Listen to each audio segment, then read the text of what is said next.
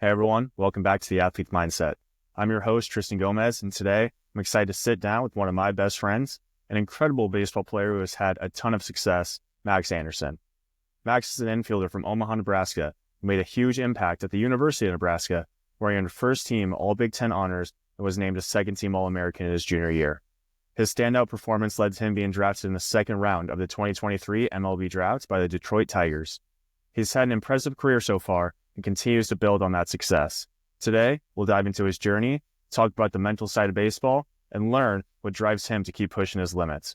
So whether you're an athlete, a sports fan, or just someone looking for some inspiration, you won't want to miss this conversation. Let's get started.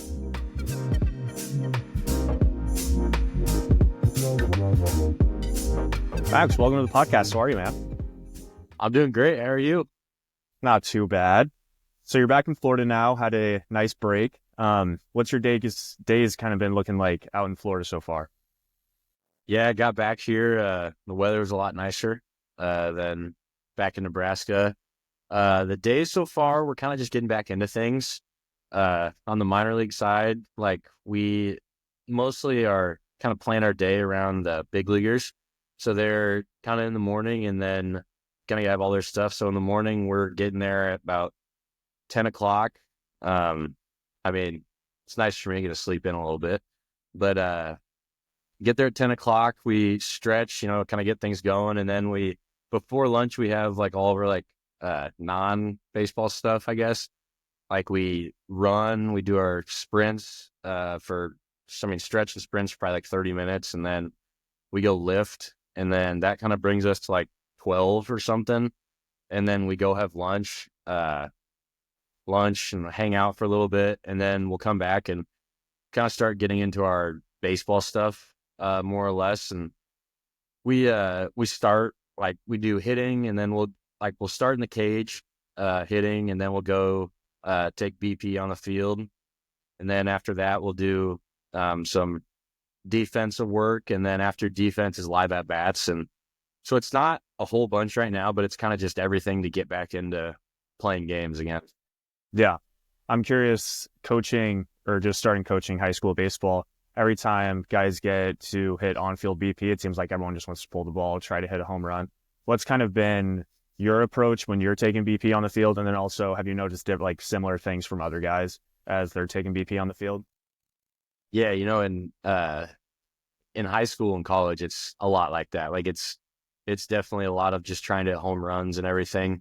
It's kind of weird now because it's a lot different, in not like a cocky way or anything, but once at this point, everybody kind of knows you got drafted, you can hit a home run. So everybody's kind of working on something that they're been meaning to work on for a while. So it's a lot different BP because some guys that don't go the other way very well are literally just hitting 25, 30 balls, line drives second base, which is pretty different. When you show up to right when you first get drafted and there's big leaguers hitting and they're just hitting 30 line drives to second base. It's a lot different than in college when it was just home run derby.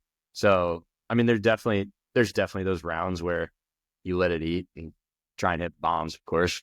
But, no, for the most part, you're trying to work on things, and I try and stay, away from just trying to hit home runs every single pitch. But I think I do a pretty good job. I mix it in here and there, but no, it is definitely a different type of BP than maybe most high schoolers or college guys have seen. Yeah.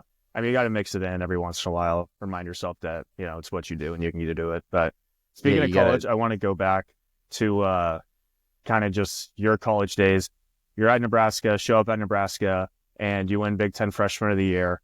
What's kind of your thought? Because I know a lot of other freshmen, myself included, show up to campus and almost just feel like a fish out of water, almost question if they belong. And just the mental side of the change is really tough. What was kind of your thought to go into college and you just have success right away? What was kind of your thought process there?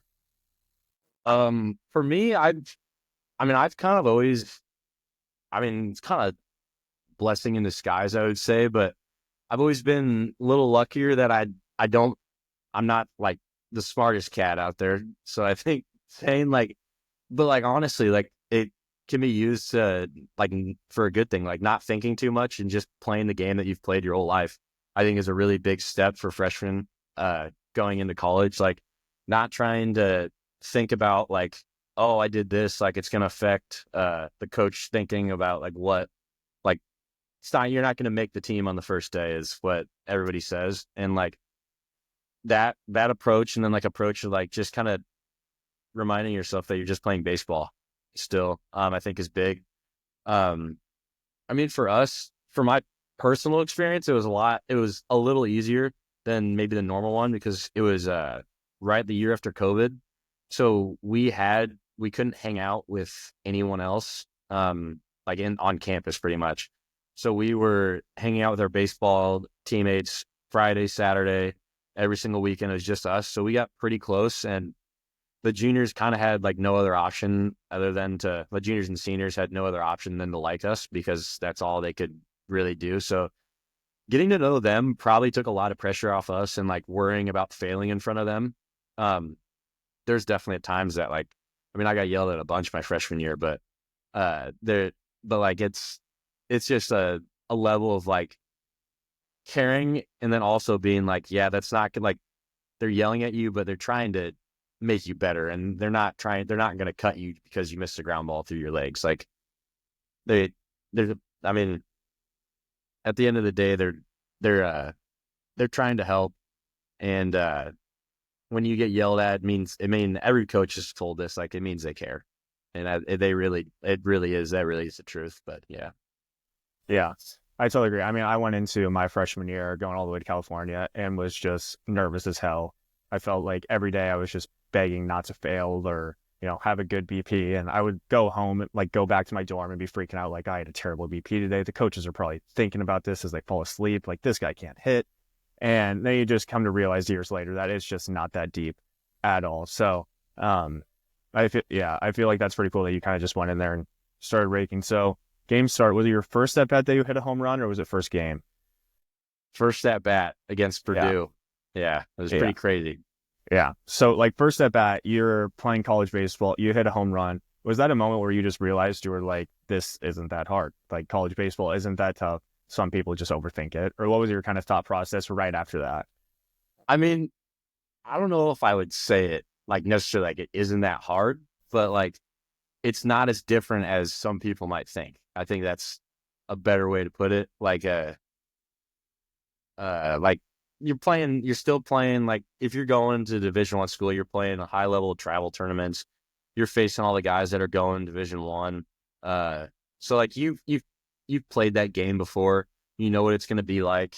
So for people like that are in high school, go like it's not a big jump, and you just got to remember that you've been playing baseball your whole life, and it's still the same game. That moment though, that was that really, I completely, like, I have a kind of a track record of my first at bat, like every new level is like, I always tell everybody, like my first swings, like I got to get out like one of these crazy swings. Like I'm just going to swing at a pitch and it might be above my head or might be in the dirt.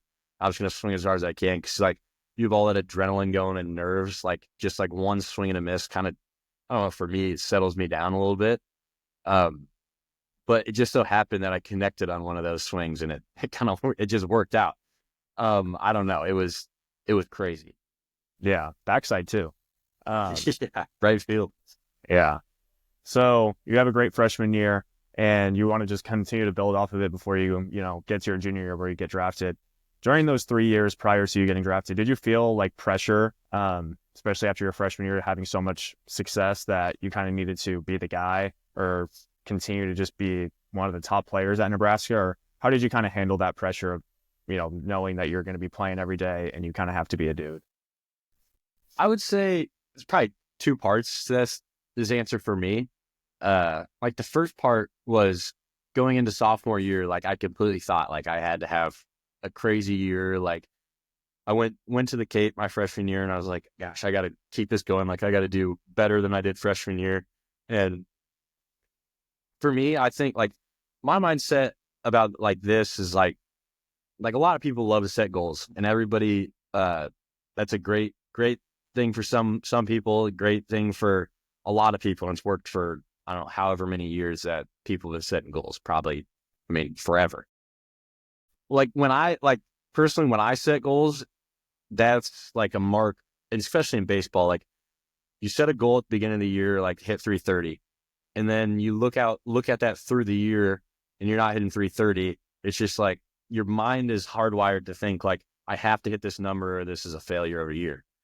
So like in my mind, it's like, and I learned this my sophomore year, like, cause I wanted to hit certain, like these goals. I don't remember them, and it was just like, I just looked at it the whole entire year. And then after the first 3 weeks, like I struggled and I wasn't on pace to get those numbers. And then I started pressing and I felt like I had to do more and more and more. It just keeps adding on. And it was like, that just, in my mind, that just kind of only adds to pressing in baseball. And everybody knows, and like when baseball, when you're pressing and thinking too much is when things go downhill. So that's what I learned my sophomore year. And then kind of going on top of that, like, I think this is the second part of the answer is like, that was goals wise. But for me, being from Nebraska, I mean, was kind of nice because we don't have very many guys that get drafted from Nebraska.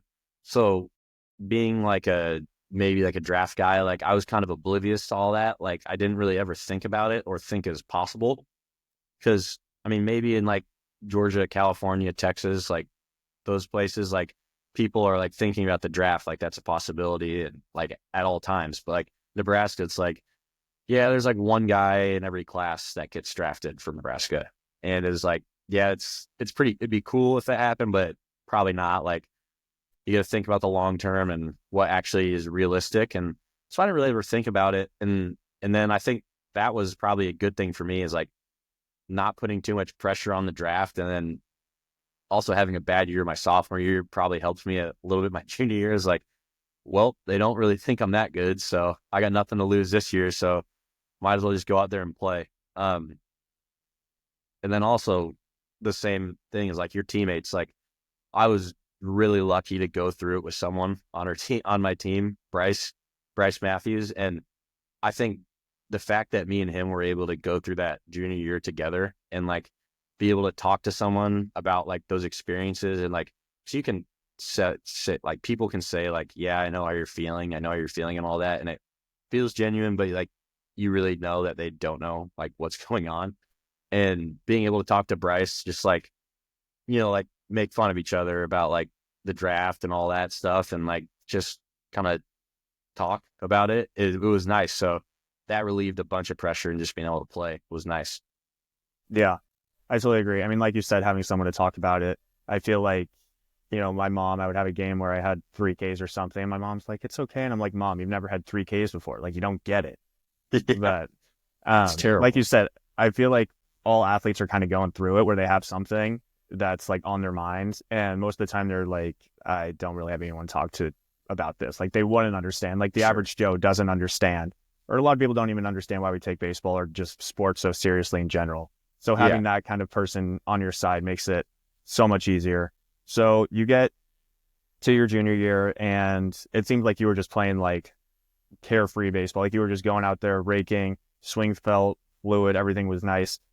When was it your junior year where you realized like, oh, I have a good shot to get drafted pretty high in this upcoming draft? So it was probably like, I was very oblivious to it because I was talking to scouts and everything, so I knew I had a chance to get drafted.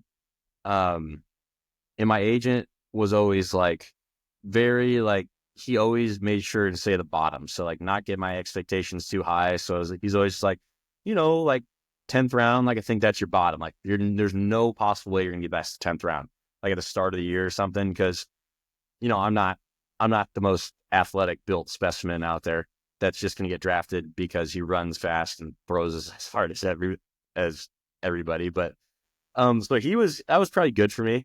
And then I got named to like the Golden Spikes finalist, and I was like, oh wow, that's pretty cool. Like because once you kind of get in the zone in baseball, it's like you're just kind of going, like you're not listening to anything outside. And I know my dad and my brother, they're pretty big on reading and all of this, all the draft and prospect stuff. So they definitely had more of an idea than I did throughout that year. And my brother's a very, completely off topic, but he's very, very big in, reading into like all that goals. Like you have to do this, this, and this to get picked here. So he definitely was looking at all that. But no, it's kind of a shocker. Like when you really think about it, like just being from Nebraska, like, you just don't really think that's a possibility, really. And then it kind of happens and you're like, whoa, it's kind of crazy. That's actually a real thing. Yeah. So you get to draft day, you're with all your friends and family. Unfortunately, I couldn't be there, but talk about just kind of what that day entailed, or like, were you nervous? Were you anxious? What was kind of going through your head just waiting for your name to be called? Yeah, I wouldn't say there was like a specific moment where I was like more nervous than anything. I think it was like the whole entire day. I was like just like constantly looking at my phone and just like couldn't really like lock in on a conversation, and like it was just always thinking about it. Because like throughout the whole entire day, my agents text me, like, could be the Cubs here, could be the Dodgers here, could be the Tigers here, Cardinals. It's like it's just a bunch of random stuff and so much stuff that goes in the draft day. And you really have to just trust you build a good relationship with your agent, because all the power is in their hands. Like you're doing nothing until like, you get drafted. I think me and Bryce building that conversation, that like just having conversation and building that relationship throughout the year, that made like I was more nervous in the first round for him because I knew I wasn't going in the first round.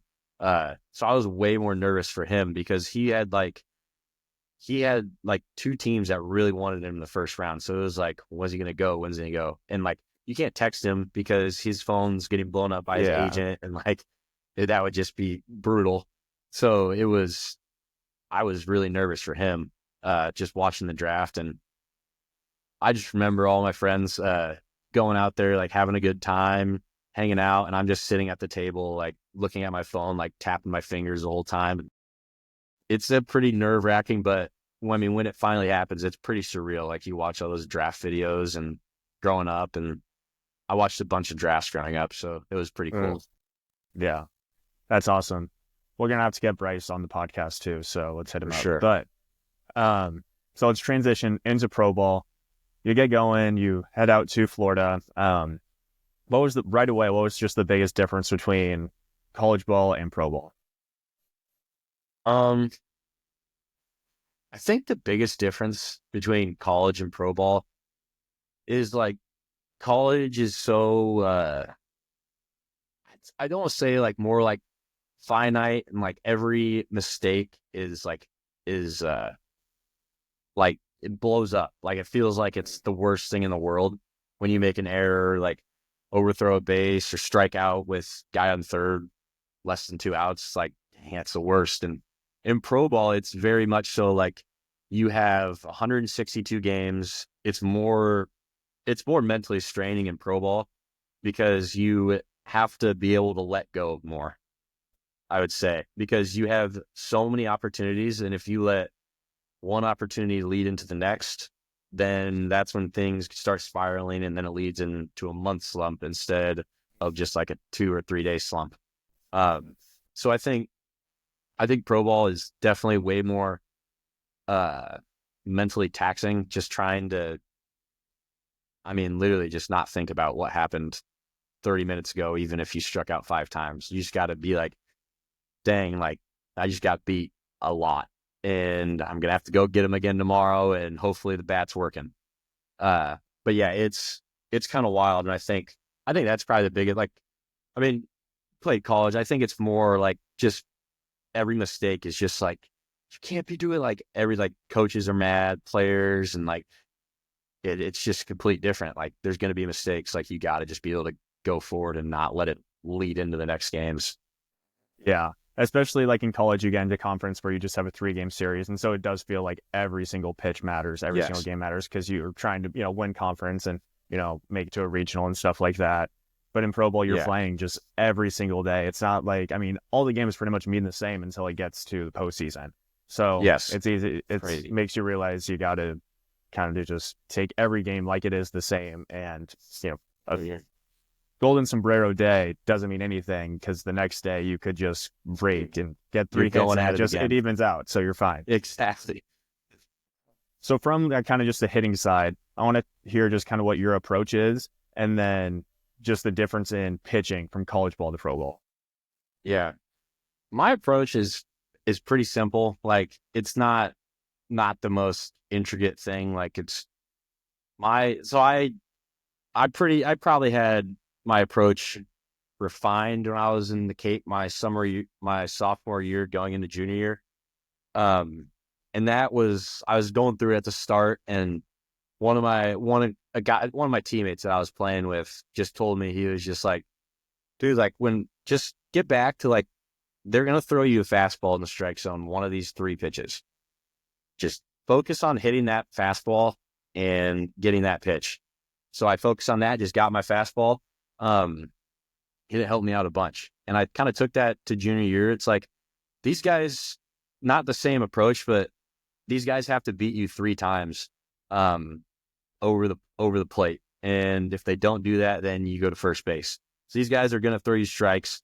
And you have to have that mindset of like, this guy can't beat me 3 times. He can beat me once, he can beat me twice, and I can look terrible. I can swing at a changeup in the dirt and just not even be close, but he's going to have to beat me again. So it's like, why worry about what happened there? And I think that kind of goes hand in hand with me not thinking a bunch. As crazy as that sounds, like it's like going up there and just having like the games. It's like the same thing. Like next pitch, like there's one pitch at a time. Like just win that one pitch. And I think that's helped me a bunch. Like, granted, I don't walk a bunch, but I feel like I take that approach. Like he can't beat me 3 times, so I'm gonna get my bat on one of these 3 pitches. For me, that's one of my biggest approaches. And then, what was the next question? I just wanted to hear your thoughts, about just pitching, how it's different, whether it's like pitch type, at bats, what pitches look like, just kind of your thoughts transitioning from college to pro ball. Yeah. In college, there'd be some times where you'd run into, like what we say is like a stock guy.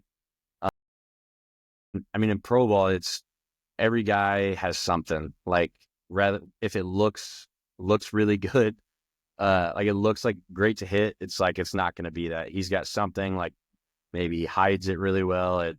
It runs up, it runs in, but it's kind of different. And then they're always going to have, I mean, 2 or 3 more pitches right after that you have to worry about, which is tough. But you got to think like the top 5 pitchers on every team those are the pitchers that you're facing in pro ball every single day.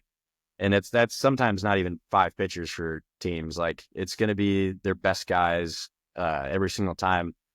And then you got to throw in other countries too. So you got guys coming from South America that are literally just trying to throw the ball as hard as they can and don't know where it's going. Oh, that is a tough one as well. But like these guys, they're all another thing, like during the season, like you got to remember these guys are getting paid to get you out. Like we're getting paid to hit field. Like these guys, one job is literally to throw a ball past you and get you out. So that's the thing that you got to remember. Like they got drafted for a reason. So there's definitely a middle ground between being cocky and like the sense of like, he can't beat me 3 times, but there's also got to be like another side of like some respect. Like these guys are pretty good. They're going to have something. Like you can't just go up there thinking you're just going to crush a ball off them. Yeah. I mean, at all levels, it seems like if a guy's hitting 350, you're like, this guy is him. He's on one. I mean, even at the pro level, I don't know how many guys even hit 350. Yeah. Especially in the past few years. So with that being said, what kind of has been different about the pitch calling, I guess? Like, have you been in counts where you're like, in college, maybe it's 3-1 and you're like, oh, this is a fastball count. Like this guy's just going to try to get a strike. And then you get into pro ball and you're just seeing anything. Like, has that do you think about that in the box? Do you think, like, what's your idea with that? For sure. It's crazy now what people are doing with pitching. Like in college, like 3-1, it's going to be a fastball because walks lead to runs in college. So you don't walk, you just want to make the guy beat you. But in pro ball, there's a lot of people, like a lot of our hitting coaches like to say now there's no such thing as an advantage count because 3-1, people are throwing their slider, changeup, curveball, just flipping it in for a strike, and doesn't seem fair. So now, like hitting wise, like a lot of 3-0 counts, like that's the one count that you have like the best chance to get a fastball. So people are swinging now. So, which is like the hitter's got to find some way like to get a pitch that you know is coming to hit. Like that, like at the end of the day, like that's what you're trying to do as a hitter is know what pitch is coming so you have a better chance of getting a hit. So in college, there was never a time where I would swing 3-0. In pro ball, it's like you get to 3-0 and you're like, okay, I can try and let one eat for a home run here. That's another difference. Like in college, like I went up to the plate thinking I was like, I could hit a home run here. And like sometimes I go up to the plate like now and it's just like, man, I'll be lucky if I hit a single off this guy. Yeah. Like, like, or a home run's not even an option. You're like, this guy's not going to throw me a pitch and a home run off of. Let's just try to like, it's like the other way. I gotta get a single right field or else this dude's striking out. Yeah. There's no other option. Yeah. So you finish up your first full year of pro ball going into this year, just based on what you've learned, what's kind of your goals maybe, and then also what changes or are you looking forward to going into this year? Yeah, I'm excited. We kind of have a great opportunity to be able to play this year. And I mean, I ended last year in AA. Don't know where I'll go this year. Hopefully going back to AA. I mean, everybody wants to move up. But I'm excited to play. Goals, I mean, everybody's goal after the first year is, I mean, have just a crazy year and get a chance at going to the bigs. That's definitely the goal. I mean, once you get to AA, it starts to become real. There's some guys in AA that have been on 40-man rosters. Like you really are one good year away from changing your life pretty much, which is crazy to think about. But yeah, I mean, that's definitely the goal that you're looking forward to. But I think realistically, just go out there, not really worry about it. And I mean, I like to cut the year in half, like by All-Star break, just have a great first half of the year, go take a break, reset, and then almost start a new year when I get back. Like set the tone before the All-Star break and then finish strong. I think that's the best way to go. Yeah. Are there certain areas of your game that you are striving to improve on? Like this year after last year, like, oh, I need to maybe hit this pitch better, or I need to do this in the field. Is there anything like that? Or are you just trying to stay consistent the whole way? I think there's definitely things that I've been working on in the off season. Defensively, just getting quicker, covering more ground. Like everybody, I mean, baseball fans know like first baseman, they got to hit a bunch. And there's always guys that are going to play first base and going to be able to hit 40 home runs and not play very good defense. So moving over there, you kind of pinhole yourself. Like you got to hit a lot of home runs because there's a lot of you guys that can't play defense and hit bombs.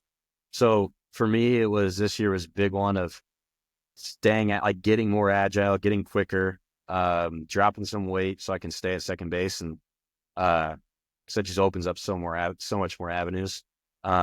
And then the big one for me this year was just being able to pull home runs, like the left field, which is weird sounding, but I've never been a guy that's pulled a bunch of home runs. And it's not like hitting a fastball left field. That's still like I'll still hit up the middle fastball. It's when the pitcher makes a mistake and you got to be able to capitalize and hit a curveball over to left field. But yeah, those are probably the two biggest things for me, and probably will be the two biggest things for me the rest of my career.